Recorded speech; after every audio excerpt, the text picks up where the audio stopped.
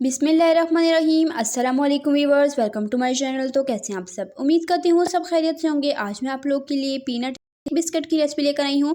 बगैर अवन के, बगैर मैदे के, बगैर बीटर के हम ये घर पर इजी तरीके से तैयार करेंगे पतीले में। अगर आप पतीले में बेकिंग करना चाहते हैं, टेम्परेचर और टाइमिंग का खास ख्याल रखें, आपकी बिस्किट बिल्कुल अवन जैसे बनकर तैयार होंगे। तो बगैर मैदे के हम ये आटे से बिस्किट तैयार करेंगे जो कि बिल्कुल हेल्दी होंगे। तो आपने रेसिपी को बिना स्किप किए एंड तक देखना है। चैनल पे नए हैं, चैनल को सब्सक्राइब कर लें। बिना देर किए अपने पीनट बिस्किट की रेसिपी स्टार्ट करते हैं। बिस्मिल्लाहिर्रहमानिर्रहीम। सबसे पहले एक बोल में शामिल कर देंगे बटर। बटर मैंने होममेड लिया है और रूम टेम्परेचर पे अनसॉल्टेड होना चाहिए। 1/4 कप इसमें ऐड करेंगे। साथ ही 1/4 कप इसमें घी ऐड करेंगे। जो घर में नॉर्मल घी आता है वो ही ऐड करेंगे रूम टेम्परेचर पे। तो मैंने दोनों 1/4 कप लिए हैं। आप चाहें तो सिर्फ बटर हाफ कप ले सकते हैं या सिर्फ घी भी हाफ कप ले सकते हैं, लेकिन दोनों चीज़ें रूम टेम्परेचर पे होनी चाहिए और घी में एक्स्ट्रा कोई भी फ्लेवर नहीं होना चाहिए। तो ये शामिल करने के बाद मैं इसमें शामिल कर दूंगी चीनी हाफ कप से थोड़ी सी मैंने कम ली है।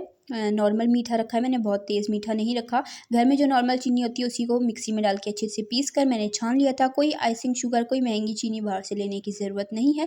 आप घर में खुद भी चीनी पीस कर तैयार कर सकते हैं। ये ऐड करके अच्छे से स्पैचुला या विस्क की मदद से अच्छे से इसे मिक्स कर लेना है जब तक ये थोड़ा फोमी टेक्सचर में ना आ जाए। इस तरह से आप देख सकते हैं बिल्कुल ये फोमी टेक्सचर में आ चुका है। 5 से 6 या 7 मिनट तक मैंने इसे अच्छे से मिक्स किया है। आप चाहें तो विस्क की मदद से भी इसे मिक्स कर सकते हैं।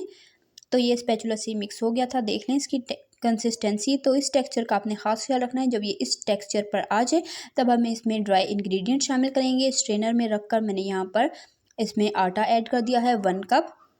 तो आटा जो है वो हमने छान कर ही ऐड करना है ताकि अगर इसमें कोई भी लम्स वगैरह हैं तो वो निकल जाएं और इसमें अच्छी सी एयर बन जाए। तो 1 कप मैंने इसमें आटा ऐड किया है। जो घर में नॉर्मल चक्की का आटा होता है वही मैंने ऐड किया है। साथ ही 1/4 कप नमक ऐड करेंगे। 1/4 कप इसमें मीठा सोडा यानी कि खाने का सोडा ऐड करेंगे। बेकिंग पाउडर जाएगा हाफ टी स्पून। इलायची का पाउडर जाएगा 1/4 टीस्पून। तो मैंने घर में जो फ्रेश इलायची होती है उसी को पीस कर मैंने उसका पाउडर लिया था। अगर आप बाज़ारी ऐड करें तो आप थोड़े ज़्यादा क्वांटिटी में भी ऐड कर सकते हैं। बिल्कुल फ्रेश पिसी हुई इलायची थी इसलिए मैंने कम क्वांटिटी ली है, अदरवाइज़ बहुत ज़्यादा इसका स्ट्रॉन्ग फ्लेवर आ जाता। तो यहाँ पर मैंने इसे अच्छे से मिक्स किया। मुझे ये थोड़ा सा सॉफ्ट मिक्सचर लग रहा था तो मैंने तकरीबन 1/4 कप आटा जो है वो मज़ीद छान कर इसमें ऐड कर दिया है। अब इसका जो आप देख सकते हैं टेक्सचर बिल्कुल क्रम्स की फॉर्म में आ चुका है, यही हमें चाहिए था। अब इसमें हम दूध ऐड करेंगे। दूध भी रूम टेम्परेचर पे होना चाहिए, ठंडा बिल्कुल भी नहीं होना चाहिए। थोड़ा थोड़ा करके इसमें ऐड करते जाएंगे और इसे अच्छे से मिक्स करते जाएंगे। इसकी हमने एक थोड़ी सॉफ्ट सी डो तैयार करनी है। तो दूध आपने एहतियात से ऐड करना है, ऐसे ना हो कि आप एकदम से सारा दूध ऐड कर लें। मैंने 1/4 कप दूध लिया था और सारा मैंने इसमें नहीं ऐड किया। यहाँ पर आप देख सकते हैं आधा बच गया था, तकरीबन 2 टेबल स्पून इसमें दूध गया था। तो अच्छे से ये डो तैयार हो चुकी है। अब इसे 2 हिस्सों में डिवाइड कर देंगे और एक हिस्से को मैं यहाँ से हटा लूँगी और इस एक हिस्से में मैंने ऐड कर देने हैं जी पीनट जो है वो बिल्कुल फाइन चॉप करके मैंने ऐड किए हैं छिलके समेत ही। आप चाहें तो इसका रेड वाला जो छिलका है उसको रिमूव भी कर सकते हैं, लेकिन वो जो है वो अच्छी लुक देता है, इसलिए मैंने इसके साथ ही इसमें चॉप करके पीनट ऐड कर दिए हैं तकरीबन 3 to 4 टेबल स्पून। तो ये ऐड करके अच्छे से मैंने मिक्स कर लिया। उसके बाद हम इसका एक पेड़ा सा बना लेंगे और हाथ की मदद से इसे फैलाकर रोलिंग पिन की मदद से हम इसे बेल लेंगे। तो ये आटे के बिस्किट इतने हेल्दी और इतने टेस्टी बनकर तैयार होते हैं कि आप महंगे महंगे बेकरी के बिस्किट्स को भूल जाएंगे और आप इसे हमेशा घर में बनाना पसंद करेंगे। बच्चों के लिए भी ये बहुत ही ज़्यादा हेल्दी हैं मैदे के बिस्किट के हिसाब से, और ये बिल्कुल खस्ता बनकर तैयार होंगे अगर तो आप सेम रेसिपी को फॉलो करेंगे। तो यहाँ पर मैंने इसे अच्छे से बेल लिया है। अब इसको हम स्क्वायर शेप दे देंगे और एक्स्ट्रा जो साइड का आटा है इसको हम हटा लेंगे और उसके बाद ही हम इसकी कटिंग कर लेंगे। तो इस तरीके से हमने इसकी कटिंग कर ली है ताकि हमारे पीनट बिस्किट जो हैं वो थोड़ी स्टिक की शेप में आ जाएं।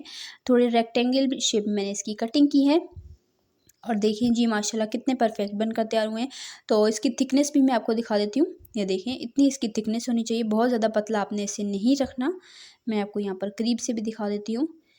ये देख लें इतनी इसकी थिकनेस रखनी है ताकि ये बिस्किट ही लगे। बहुत ज़्यादा पतला भी आपने नहीं करना और बहुत थिक भी नहीं करना। अगर बहुत ज़्यादा मोटे बिस्किट होंगे तो बेकिंग में जो है वो ज़्यादा टाइम लेंगे।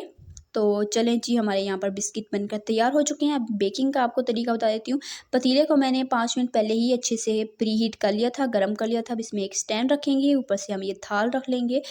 और इसे ढककर बिल्कुल लो फ्लेम पर हमने बेक करना है 40 से 45 मिनट तक, या तब तक जब तक कि इन पर खूबसूरत सा कलर नहीं आ जाता। तो मैंने इसे 45 मिनट बेक किया था और बहुत ही खूबसूरत सा इस पर कलर आ चुका था। और पतीले का अपने टेम्परेचर का ख्याल रखना है, बीच में आपने बार बार ढक्कन नहीं हटाना। अगर ढक्कन हटाएंगे तो इसकी जो स्टीम है वो बाहर आएगी और इसकी वजह से बिस्किट जो हैं वो आपके बेक होते होते थोड़े से ठंडे हो जाएंगे, तो हो सकता है ज़्यादा टाइम लें।